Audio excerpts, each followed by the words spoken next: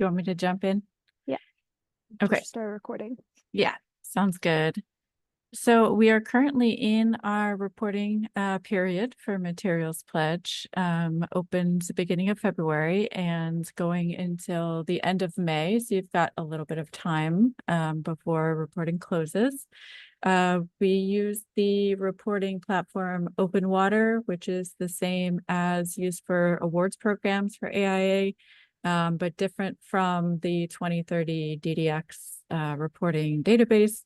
If you're familiar with that, it's a different kind of setup. And just to note that the May 31st OpenWater will lock you out of the program, so you would not be able to continue to do your reporting and filling it out.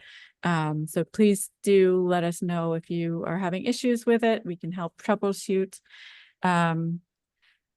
Our open office hours schedule, we are currently doing the project and product level reporting. That's what we're here for today. And we have added one last session in mid-May, May 15th, to do a real office hour where you can come to us with your questions. We can do demos, we can show you the platforms, we can walk through the previous report. Whatever you would like to bring to us, that's your time to come with any questions, and we can get to some questions here too, but that will be no presentation, just come with your questions. So I hope you can join us then as well. And next slide.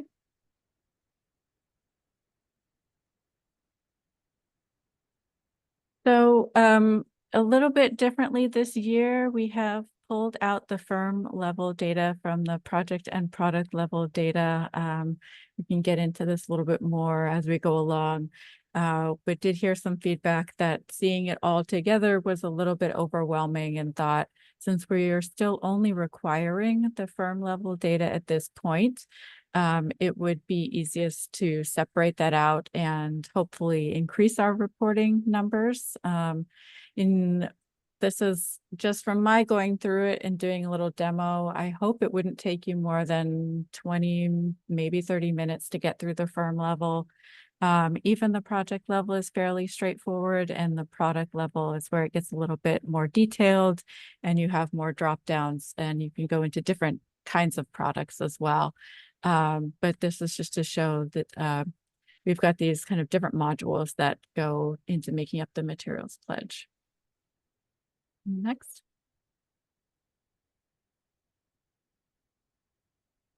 I think this is me. I'll also note for the two separate links that each project and product level link will be for one project. So if you were here last year, you'll remember that horrible cycle of clicking, yes, I have one more project and or product to report. That is still lightly there in terms of products, but for each project, you'll be creating a separate link. So however naming convention you choose, at the end, you'll be submitting, I saw 10, maybe 16 projects, maybe one or two just starting, but those will be each separate links.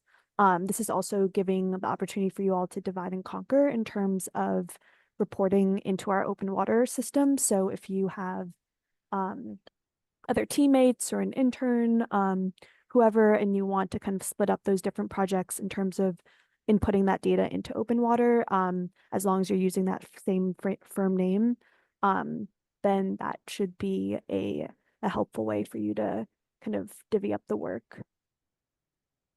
All right, so noting, building upon Melanie, the firm level is continuing to be the only required part of reporting for materials pledge signatories this year.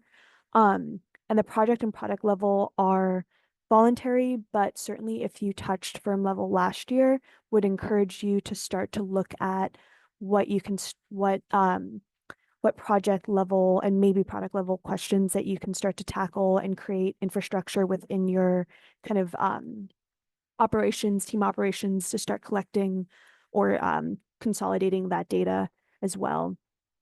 So project level, very similar to 2030, is kind of that top level baseline information. We'll also note that if you are reporting this project to AI 2030, we encourage you to utilize that same project name and number. The hope is that eventually these metrics will filter into the DDX so that there'll be a one-stop shop for AI climate pledge program reporting. But since we're not there yet, kind of for your records to make sure that you know that those projects will be linked by those names and numbers, specifically the numbers. And then kind of the project level questions, I want to say maybe there's about like 15-ish total. And so that's really getting at that high level. What are those general material strategies that you have gone into that project and looking at in terms of strategies across the 5 impact categories? So while they're not labeled as such, like this is not a specific question to climate health, there's not a specific question to human health, you certainly see kind of where certain project level questions are touching upon, and knowing that a lot of these questions also can span across all 5 impact categories or at least 1 or 2 of them. The project level questions is also a good way for you to indicate if this project was trying to achieve something, whether that's a LEED certification or net zero or a WELL certification, any of those, knowing that those certifications are kind of the first place for your all teams to start collecting the data to prove that your project did a certain level of good in the world. That was a really interesting indicator last year when we were looking at the 136 projects that were reported. I believe it was about 80% of those projects were noted as pursuing a certification. So the goal is that kind of the materials pledge framework will help your teams start to collect the data regardless of kind of what they're pursuing, and giving that kind of metric framework for you to see what are these data points, metrics across the 5 impact categories that you're looking at, and then hopefully next step looking to improve. And then the product level questions is kind of that one step further, noting also that you are able to report a project and not touch a product level. So I'm not sure if we've explicitly said this before, but if you set, you're like, you have these 10 projects, you have a good grasp of what they were doing, general material strategy wise, but you don't necessarily want to head all the way into the product level reporting, you can stop at just the project level. And so, but if you do want to take that extra step towards the product level, then so that we'll be looking at what strategies did you implement for a given product type and what information do you have for that product type across the 5 impact categories. And so I might skip over, oh, okay, I'm not gonna skip up. We identified 22 product types that are kind of the most common. And certainly if you looked at our materials by the numbers report last year, 3 of them surpassed in terms of reporting by far of all 22, and 21 of the 22 were reported at least once, which was good. But certainly you're able to, there's an other section. So if you don't see your product type and you want to report any data on that, you're able to use that other, and then kind of fill in the blank. And then once you identify your product type, then you will be asked to, you'll be prompted questions that are organized based on the 5 pledge impact categories, noting that you don't need to answer questions for all 5 impact categories. If you know internally your firm's focus was really just narrowing on materials that are better for human and climate health, that's probably where your data is there in terms of collecting, and that is where you want to report into for materials pledge. So if you're choosing acoustical ceilings in our open water survey, then you'll see 5 prompts that'll say, do you have data for climate health? You can say yes or no. Do you have data for human health? Yes or no. And so you can really, the phrase that we've been using is choose your own adventure. So whatever data you have currently, we welcome it, and hopefully just in general, the framework is giving you a kind of North Star in terms of what data that you would like to continue to operationalize into collecting across your project teams. And then also noting in the reporting questions, and we were a little bit more clear on this time around. They're divided in the following. The reporting questions across the 5 impact categories are divided by transparency and optimization for some of the impact categories, noting that some of the impact categories, transparency and optimization, were a little bit kind of like in a nebulous kind of my Maria can say this a little bit better than I can. I forget what the phrase was. There's not a clear distinction between transparency optimization yet in the marketplace. So we didn't feel comfortable saying this is the route to take transparency wise, and this is the route to take optimization wise.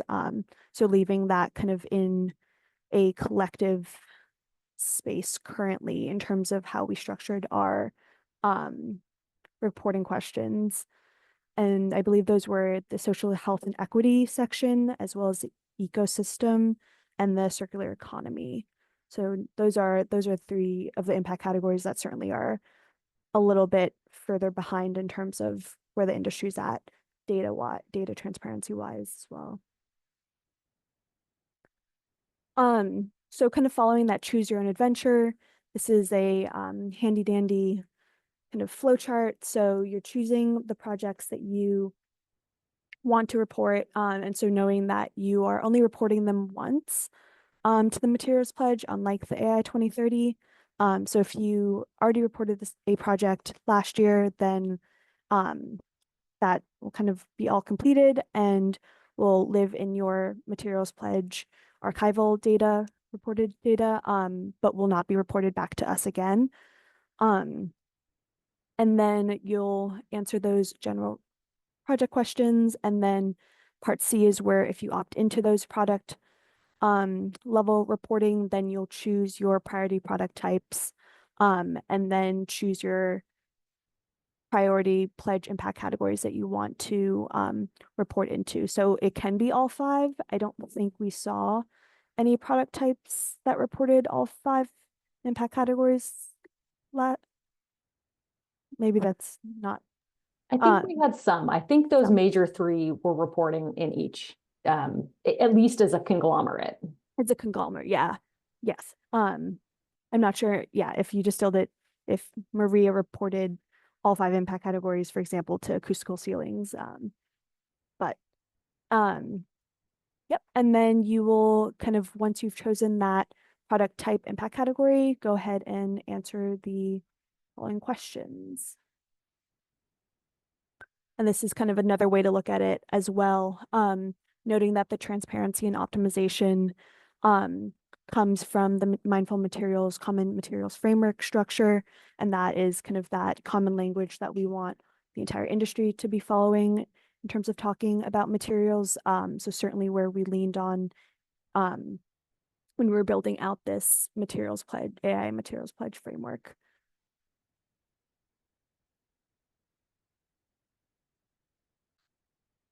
And then this can be found in our materials pledge reporting guidebook, which please shout if you don't know where that is. That's on, it's a little bit tricky to find, but it's on our materials pledge generalia.org page under resources. There's kind of like a drop down, but this is a kind of, this is where our working group found the most alignment in terms of the 22 product types that we listed in across the 5 impact categories. So meant to be a guiding kind of frame of reference if you're not sure where to start and you want to start, but knowing that the goal is to have kind of alignment across all 5 impact categories eventually for all of these product types. And you might find that you do have circular economy data for gypsum board assemblies and you want to report that. But this is kind of would be a first stop shop if you are looking to choose a couple product types and looking to see those those listed priority impact categories where we see the most going on there. All right. Then with that, I'm gonna toss it over to Maria to next few slides. Yeah, wonderful. Thank you, Ina. And some of these things have been touched on. I'm going to say them again because I think they're all important changes. We really received a lot of great feedback just in submissions for that first year of reporting, but also in follow-up discussions and in the open office sessions, just a lot of people willing to engage and provide feedback. So these changes are almost entirely based on that feedback, some optimization just on the side of the working group, and there's more updates and things to come. Again, these two reporting cycles are pretty tight together. So first and foremost, again, this was mentioned already, but we do have separate survey options for firm level questions and then for each individual project and the products that might be associated with that project. So again, the benefit of this is that it enables some efficiency and some sharing of responsibility across reporting, as well as just helping us keep ourselves organized, right? So firm level questions could be responded to quite early on. Some of you may have already done that piece. And then you can select however many projects, if you are reporting projects, would each get their own survey. So that again, just gives that opportunity to organize the way we're reporting a bit better and share out that responsibility across potentially multiple team members or in the future, multiple team members. There was a handful of questions and responses to those questions that were updated just to reduce some confusion, some redundancy among questions or among responses. There were some additional certifications added to questions where certifications were listed options as responses. And then we also went ahead and added some links to specific definitions to help, again, kind of further clarify what's being asked. So the example here at the bottom of the screen is that just like many things, we're relying on LEED's definition and kind of criteria for low emitting materials. And the link there, the link to that resource is now there instead of just repeating that definition. One other item that has been mentioned was this distinction between transparency and optimization for each impact category. And I'm going to come back to that on the next slide because we've got an image of it. One more note here, though. Because of the platform we're using with open water, and just because of the amount of potential data, there is a limit on the number of product types you can report on for any given project. So if you want to report 10 projects, you can report up to 7 product types for each of those. You could report less. You could do a project with 3 product types and a project with 7 product types. It's just that the cap is 7. So kind of keep that in mind as you're going through and looking at that list that Ina just had up on the screen of the 22 product types. Which ones make sense? That might be part of your planning already, right? That there are product types you've chosen to report on for all projects. Maybe it differs by market, and we'll actually touch on that in just a second too. Next slide. So with the transparency and optimization definitions, again, we wanted to use this language to continue to categorize questions because it's become at least somewhat familiar in the space of materials, certainly as it relates to human health. In the categories or impact categories of human health and climate health, we have kept questions and definitions separate because the market is mature enough for those definitions to be clear. We're saying. So transparency for human health has a definition and particular types of documentation that meet that level. Optimization for human health, again, a separate definition and separate criteria that meet separate document types, that meet that definition of optimization. But for our other 3 impact categories, again, these are newer.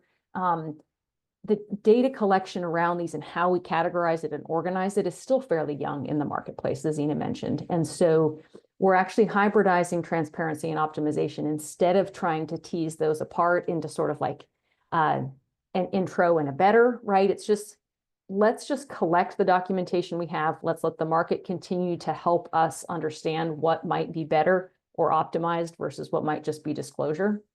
So for these three impact categories of circular economy, social health and equity, and ecosystem health, you'll see this hybridized transparency and optimization. And the definition is for both, and then the questions apply to both of those ideas or categories as well. Next slide. So one of the things we've had some good discussions on in kind of all sorts of groups across sustainability circles has been where folks are starting with selecting projects or products to report. There was a great post by Gwen Fuertes on the Community Hub that everyone who's part of that can link to. But some of the ideas that came up in that we wanted to share here today, again, just to help start the conversation a little bit, maybe for those especially who haven't don't have a plan in place for this yet.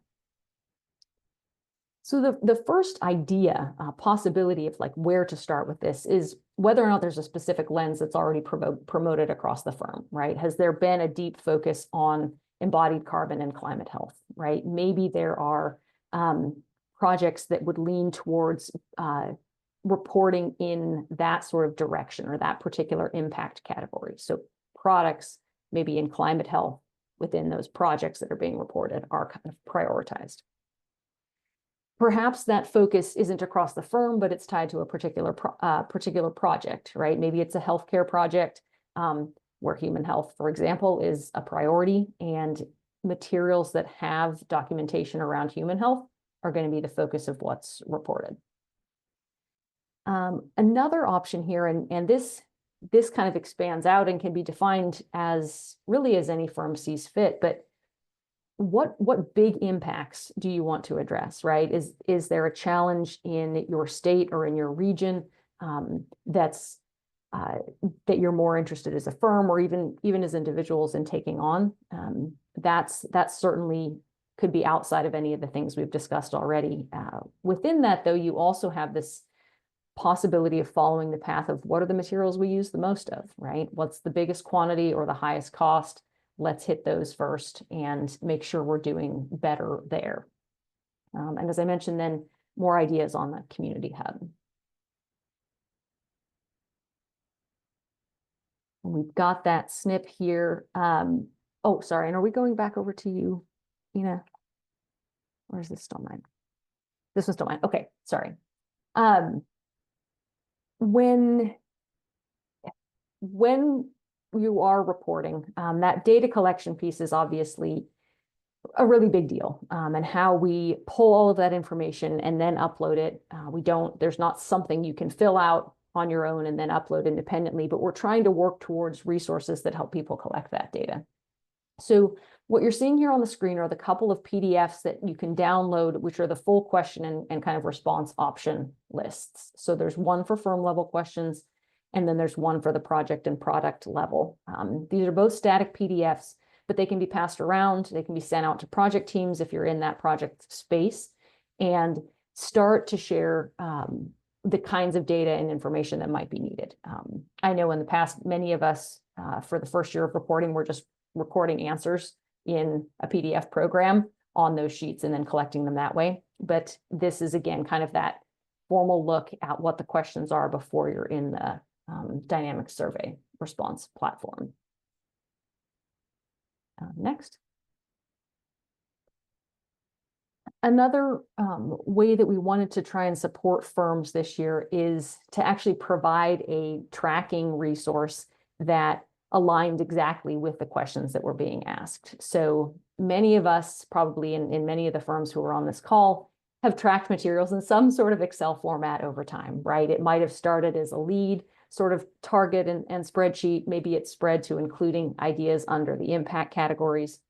We decided to go ahead and create a pretty robust spreadsheet that includes the questions almost word for word and the response options, so that there's a tab for firms. You could go through and respond to all of your firm level questions and save it in one location.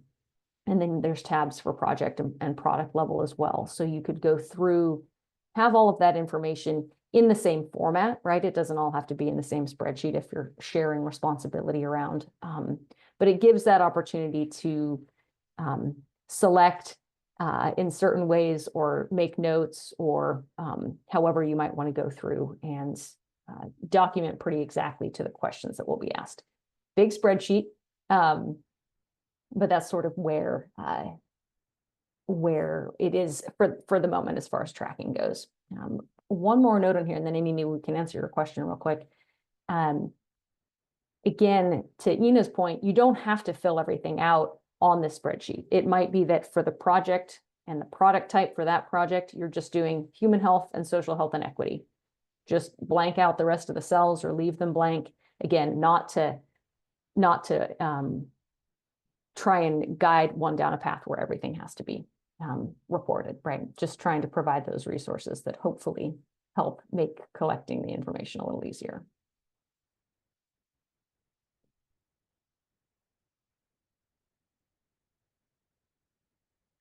And we didn't do one for the firm level, I guess it was just the project. Okay. The firm level is a little more generic. We just did that for the project product. Don't need to put longer answers into cells either. Yeah. All right. And I think that's all we had to share from our resources and kind of focus on this project and product level. Would love to answer any questions that might not be answered yet in the chat, or if anyone wants to come off mute, I assume, Ina, and ask questions too. Maria, I have a question. We're collecting information about a lot of products on a lot of projects, and knowing that there's a limit anyway and how much time it takes, I'm just prioritizing what products to report on. I mean, it's something like, let's say I chose 3 from each project and it was kind of a really well performing, kind of a medium performing, and a really poor performing. Is that the kind of information you're looking for? Do you want all the good ones? Do you want all the bad ones? How do we kind of prioritize? Yeah, no, it's such a good question. And we don't have that requirement yet, right? So for 2030, looking at the whole portfolio means we're getting the good, and the middle, and maybe the not so great. For materials pledge, we haven't initiated any sort of framework like that yet. So I think those decisions honestly are more about what you want to track internally as a firm, so you can see where your highs and lows might be. I know that question has definitely come up for folks, especially in this second wave, because a lot of the first wave of reporting was like, where do we have the data? Often that was a high performing project. And now we have that opportunity to try and look across. Others thinking through that sort of idea as well? Or other questions?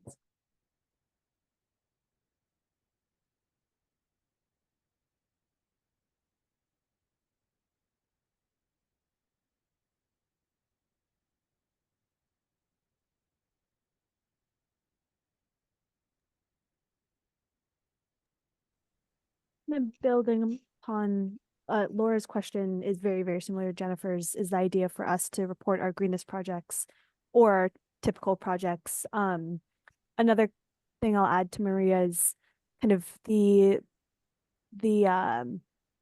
focal point of both these programs is you can't improve what you don't track. And so the greenest projects, the ones that are going after LEED, already have the data. So these first few years, as you start to get the reporting under your team or your sustainability team's belt, that's probably where you'll gravitate towards at the beginning. But let's say in a picture perfect world, 5 years, 2030 and materials pledge are in the DDX as equals. Really, when you look at that reports tab and see what you're doing well and what you're not doing well, you'll want to have maybe all your projects, depending on your firm size and kind of how that works, but certainly a good capture of different types of projects. So not just looking at your best projects as a collective to see how you're performing.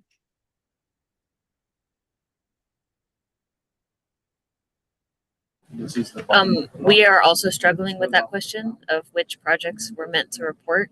For 2030, we're reporting 25 million square feet.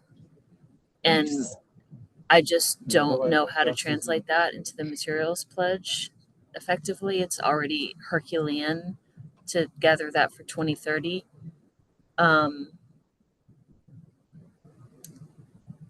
Yeah, I don't know.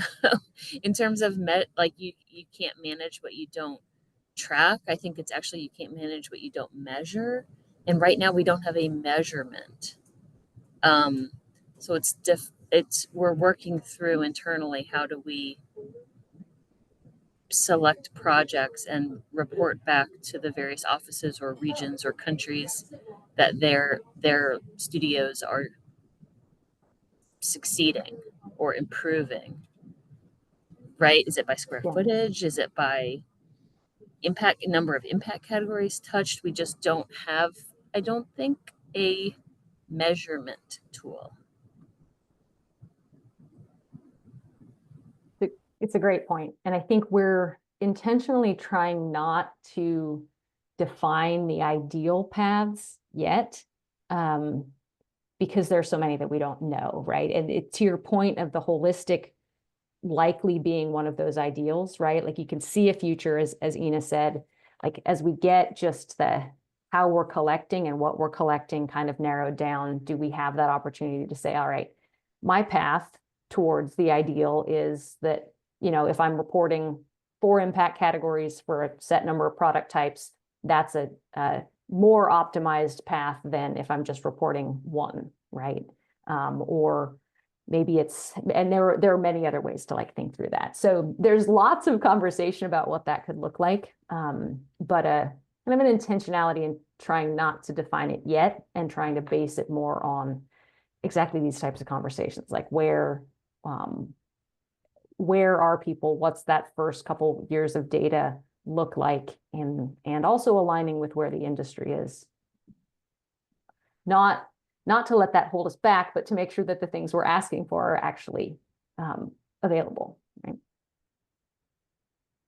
Yeah, I was gonna mention or maybe punt this back to some of the working group members who are on the call. I see a couple familiar names here on what they do in their firms. But I was thinking about it.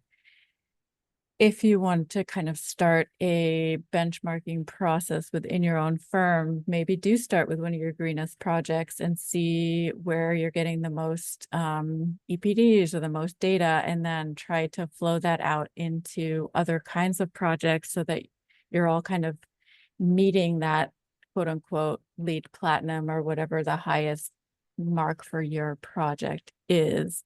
But certainly it's not a one-to-one in terms of like the kinds of measurements that are being collected for 2030 and having baselines to measure against. And we have talked about embodied carbon baselines. We're not there yet.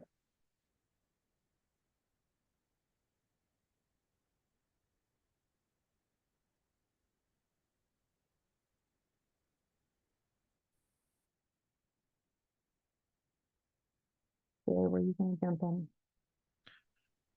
I had one thought.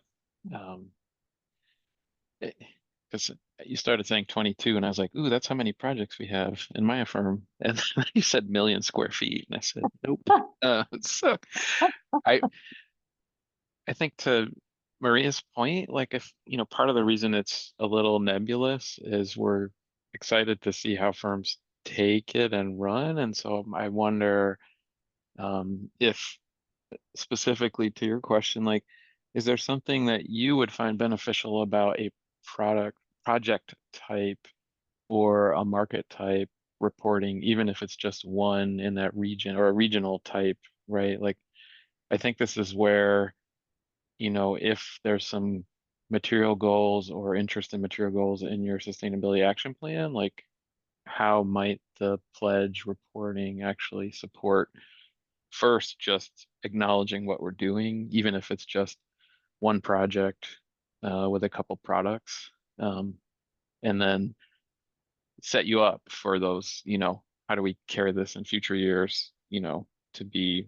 more encompassing. Because I know we're looking at selfishly, like which projects, not necessarily are the greenest, but, you know, might help AIA and help our firm and help the pledge program, share the message of where we think the industry needs to go, right? So it might, for your firm, be about climate health and EPDs and global warming potential, or it might be human health or things like that.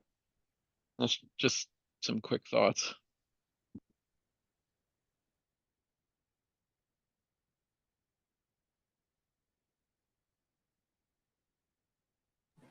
I think that's an interesting suggestion for a framework in my mind, that maybe for benchmarking, we are choosing projects that represent different scales, so that we're doing projects that are under 10,000 up to 100,000, over 1 million, right? Like, so, and then also building typology or market sector, because there's some, of course, much more challenging market sectors. And so maybe that's an interesting way to think about a matrix, and we sort of want to fill out all the bingo, or a bingo card, right? And we want to hit all the squares, something like that.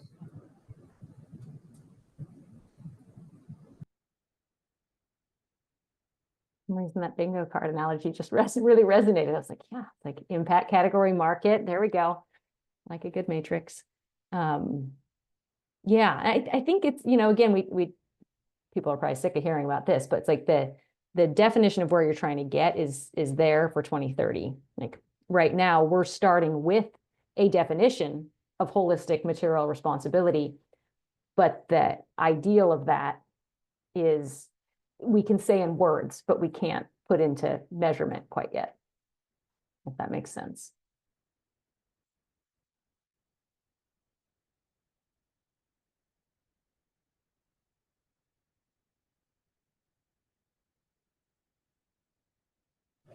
So there's a comment in the chat that is saying you could also report by sector and then show improvement over time on projects within that market sector. And I think that makes sense. I think I keep stumbling over the question of what does improvement mean, because to me that's numerical. And so I don't know if it's just I have to approach it with a different way of thinking, but what does improvement mean? I think the one basic there that we've started from the get-go of building in is transparency versus optimization. So that same language that's been used in certification programs, right? You can count a number of disclosure documents. We know we need disclosure to get to the next step of optimization, but the ideal is optimization. So it could even be that, right? Like number of projects reported that just had transparency documentation trending over 5 years. How many of them now have optimization documentation in healthcare over 3 years or whatever? And at least those are, again, those definitions are clearer for human health and climate health, and we anticipate that they'll continue to get clearer for the other 3 categories as well.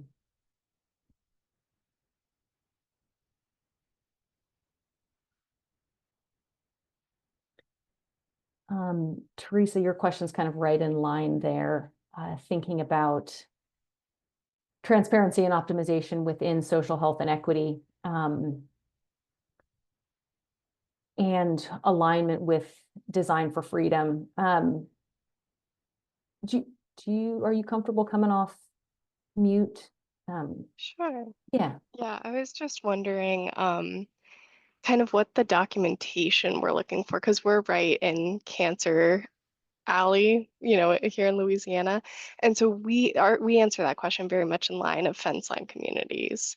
And so we were thinking like, okay, what's that document? Because that's very much we ask and then there's not really an answer. So yeah, just kind of thinking about what can we share as kind of evidence or data around those inquiries. I'd love to get others' feedback on this too. I think this is one where we were trying to be really aware of the language we were using, because we didn't want to misuse particular terms, right? And attempts to focus it on data that we could get. We realized that a lot of the questions we wanted to ask here, the responses would be like EPA regulatory data, right? Like it's that tells you if they're like what their air quality is and what might be being released into waterways and such. And that was that was a little trickier. I think the language right now is, and I need to pull up the spreadsheet, but is a little more general. So I would say that if you're asking, that's a lot more than most at this point, right? And that's part of that reason where that is optimization right now, because that's as good as we can get. And then over time, maybe that grows. But others on who have maybe a deeper look at this category, I'd love to hear thoughts. I was going back to my notes too, Maria, because we were Yeah. just working on this the other day. I think it follows a little bit of the, at least in terms of the certifications proper, like the lead pilot credit. So cradle to cradle gold and social fairness, bucket or living product challenge or FSC, obviously for wood type products. But yeah, I think just out of the gate, like I think our kind of beginner guidance is really just general awareness, right? Like, are we understanding what types of products might be prone to these concerns when we're working? And still lots of work, obviously, to go in finding optimization. And whether, we're probably at the point too where, manufacturers are getting the Design for Freedom questionnaire from many sources. And I know this is something that's coming up in the post product declaration screening work too. And so it may no longer be like, are you asking them? Or it might be like, have they done this already? Yes, no. And what are they talking about in terms of social health and equity with their product lines, instead of every manufacturer gets a blank, slate to start with. But that's just some quick thoughts.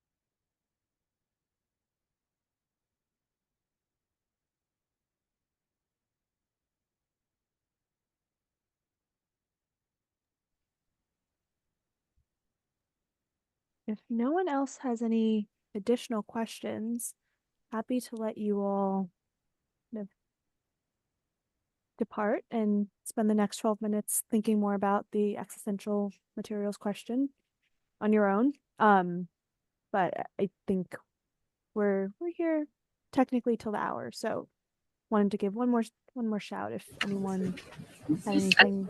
I thought of another question. Yeah. In terms of project eligibility, what project sort of cutoff or how you're thinking about when we should be reporting these projects? You currently state when 100% CDs are issued. In some different market sectors at projects of extremely large scale, there may be multiple packages of 100% CDs. Maybe it's too early. Maybe we talk about that in year 5, and that's fine. How are you thinking about it, or we're not there yet in terms of differentiating, and it's sort of like up to you, the designer, to pick the relevant package? I don't know.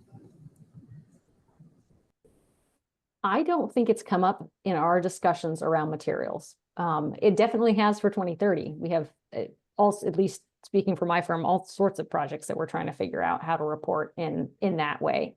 Or by that kind of challenge and metric. So certainly something we want to keep in mind, because the complexity in what's released. I think the primary thing would be just that we're not kind of double counting, although even that at this point is not, particularly awful. We're just trying to get things documented. But yeah, it might be that if there was a core and shell and an upfit, or an upfit for office and an upfit for manufacturing and an upfit for lab, then those could all be reported individually, right? With a tag or a slightly different project name to the project number. I know the technicalities of project number within 2030 go down some rabbit holes, so probably face that same idea. Others, anyone looking at reporting projects like that at the moment?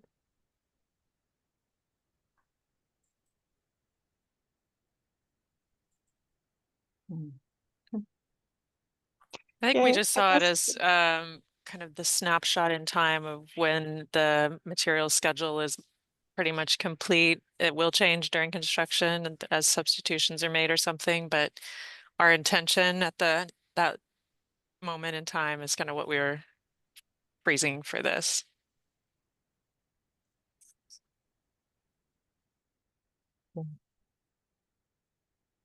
Yeah, that's something that our firm also talks a lot about, though, is what's in the specs versus what happens with submittals. So, yeah, we're trying to kind of come up with a strategy for that in our internal materials tracking of just how do we keep a record of what happens. But yeah, I don't know how that plays out for the pledge for us just yet. That will certainly be the next, whenever next occurs, is one thing that's come up a lot, even just in the first wave of reporting. We know how much can change, but we also know our consistency for tracking that change is probably pretty different. And so decided to wait on the as-built, but that will be a really interesting comparison as we move forward, I would say. Another one of those possibility next steps. And Jennifer, sorry, were you going to jump in? Well, I don't know, I just have this thought of the idea that all the tracking we're doing, you guys have made me think a lot. We are able to track all of our projects in a quantitative manner in terms of how many our people have done some pretty amazing things in the software they've put together that allow us to create great graphs and everything, but it is all quantitative, not tracking at all transparency versus optimization. And now you've really got me thinking about how do we, because I can show improvement in terms of quantity right now. We've got a goal where, and this is as a starting point, we set a goal that all of our projects, all of the products that we're tracking, which are just interior materials right now, are at least 75% of them meet at least one category. That's just kind of out of the blue. We're just like, let's just pick that and then see where we land and then work on improvement over time. But it is all quantitative, is not qualitative. So now I'm like, how do I change our tracking system? No, I love it. And Quantitative. educate my staff enough to, right? Because even to get them to understand the difference between a declarant label means human health and an EPD, means, climate health and ecosystem health. Like even getting that far has been a challenge, and we're doing a lot of hand-holding with that. But then to go that next level of this is the difference between transparency, which we talk about, that just because you have an EPD or an HPD is a great starting point, but it doesn't necessarily mean it's good. We're talking about those things, but wow, my wheels are turning. So thanks for that. That was so great. I really appreciate that you're tracking things quantitatively. May I ask, if you don't mind, is it based on is it like number of products? So each product is a one, or is it based on square footage or cost or some other metric? So what we did last year is we took 4 projects, and if I can share what we reported last year, some visuals just to help. And again, the people I've got working on this are pretty amazing. Well, let me share. Can you guys see that? Yeah. Okay, so this is kind of a summary page. We only reported on 4 projects last year. We tried to get one in each market across region in California that we work in. And then I have the ability on this one project to know that 29 out of the 38 materials met at least one category. I also now there's a new component of this that shows me that bar of like, did we get to the 75%? So it's and it, just like by chance, this one very small project, all 9 materials we tracked, it tells me, if I go back here, kind of, which spec sections didn't meet any. It's really great level of information, but it is all quantitative and not qualitative in terms of transparency versus optimization. So room for improvement. But This I'd is like so great. AIA should publish this. my goal over time is to be able to, say, hey, this one whether it's a PM or a PIC or even a design lead, that right, we're going to be able to track performance and how well they're doing. Are they learning? Are they getting better? And that performance from a standpoint of, at the end of the year reviews, that we're not just looking at financials, which is so often what we're looking at, that we're also with our 2030 data and our material pledge data, also looking at project performance in terms of energy and carbon and materials and all that. So it's been pretty exciting, but you guys give me lots of room for improvement here. So thank you. Well, thank you for sharing that. It's one of those, I know I'm seeing like so many, I feel like I'm seeing nods even from the people who are not on camera. The people yearn for data. You can just feel it. And to see it, right? Like, what does it mean? We will get to display a lot more data in graphic format this year than we did last year, which will be great. And Jennifer, we might just reach out to you to put about that. And I shared this, I think we could only share one file last year. And I think this is the file that I shared with you guys. But I also have a whole Excel sheet of how this information is being collected and then magic is happening. And then we get a Power BI that shows us all this. So awesome. It's pretty exciting, but room for improvement.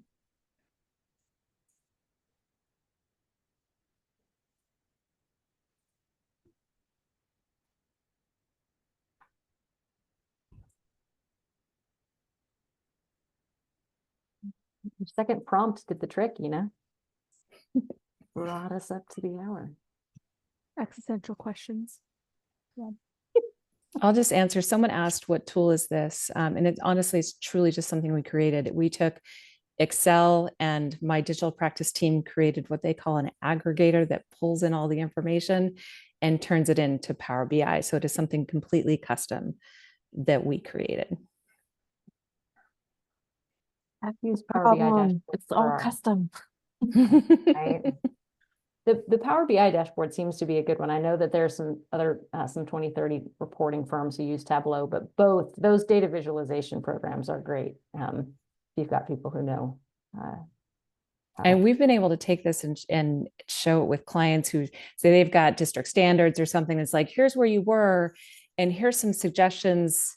And Maria, I think I saw that you guys are doing a presentation at AIA about material pledge. We are doing one on this process. Awesome. That we've been able to take this to clients and say, here's your standards, understanding you've got aesthetic concerns, costs, maintainability, durability, like all of those things cannot be compromised, but all else being equal, here are other products you can consider that also consider human and environmental health impacts. And to be able to take that to clients and say, here's what you had and here's what you could have. There may be some maintenance changes in that, but are they worth it if now you've got products in your building that aren't, don't have formaldehyde in them or aren't, endocrine disruptors or things like that. It can be pretty powerful. And these visuals only, right? It helps help so much. Yeah. Right? Yeah. Absolutely. Absolutely. Yeah. So thanks for letting me brag for a minute, but.